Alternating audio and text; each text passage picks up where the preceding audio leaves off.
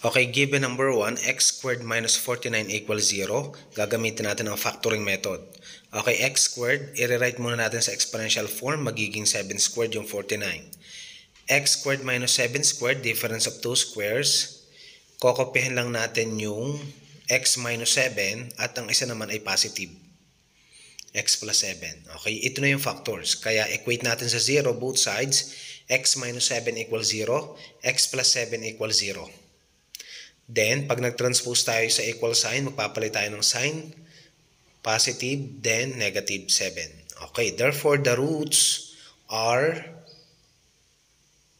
positive 7 and negative 7. Kung mapapansin nyo sa example na ito, ginamit natin ang difference of 2 squares.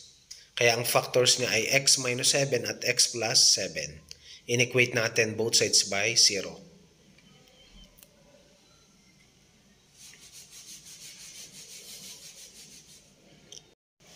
Okay, example number 2, 2x squared plus 5x minus 3 equals 0.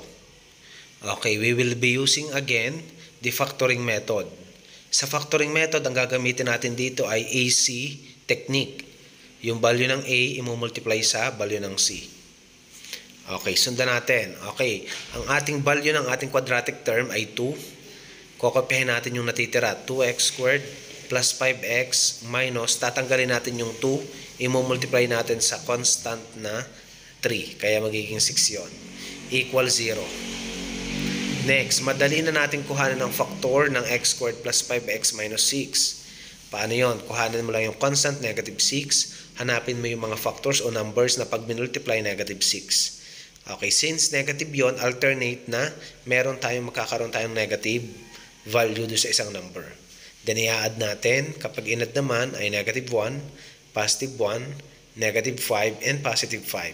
Since ang ating gitna, yung middle term, coefficient ay positive 5, kaya ang ating factors ay positive 6 and negative 1.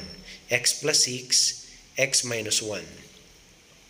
Ito na ngayon ang factors natin. Then, i-divide natin dun sa tinanggal na 2 sa quadratic coefficient.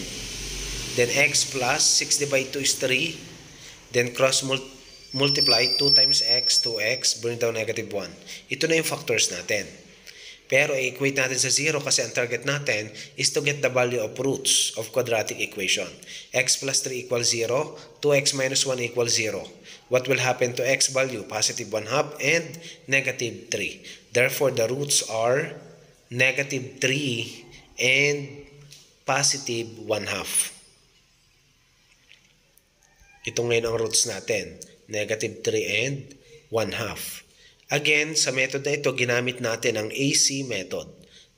Minultiply ang value ng A sa value ng C. Next, number 3. X squared plus 4x minus 45 equals 0. Hahanapin lang natin ang equivalent factors ng ating given quadratic equation. Okay, ang ating constant dito ay negative 45. Kuhanin natin ang mga numbers na kapag minultiply, negative 45. 9 times 5, alternate sign. 15 times 3, alternate sign. 45 times 1, ayan. Yan, okay, we have. Then, i-add natin.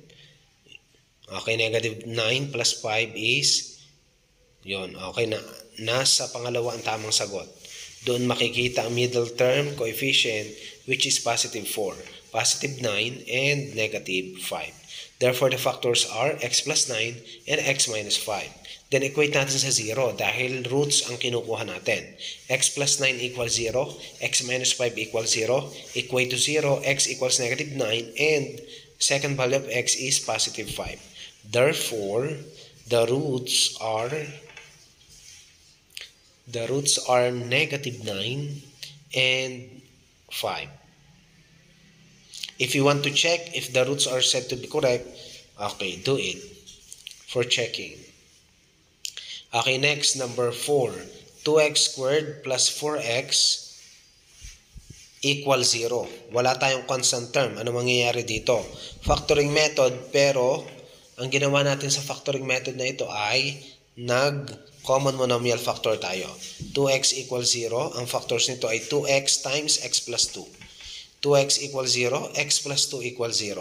Kinopya lang natin yon. X equals 0 divided 2 is 0. And x equals negative 2. Okay, therefore, the roots are 0 and negative 2.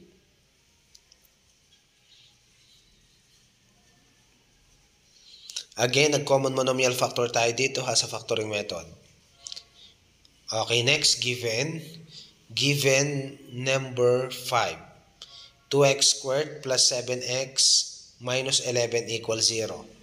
Okay, now, tingnan natin ang numerical coefficient, which is 2. Pag minultiply natin, x squared plus 7x minus 11 minus 22 equals 0. Bakit naging 22? Minultiply na natin yung 2, value ng a. As we can see here, this is not factorable quadratic equation. Meaning, factoring method is not applicable to use for this kind of quadratic equation.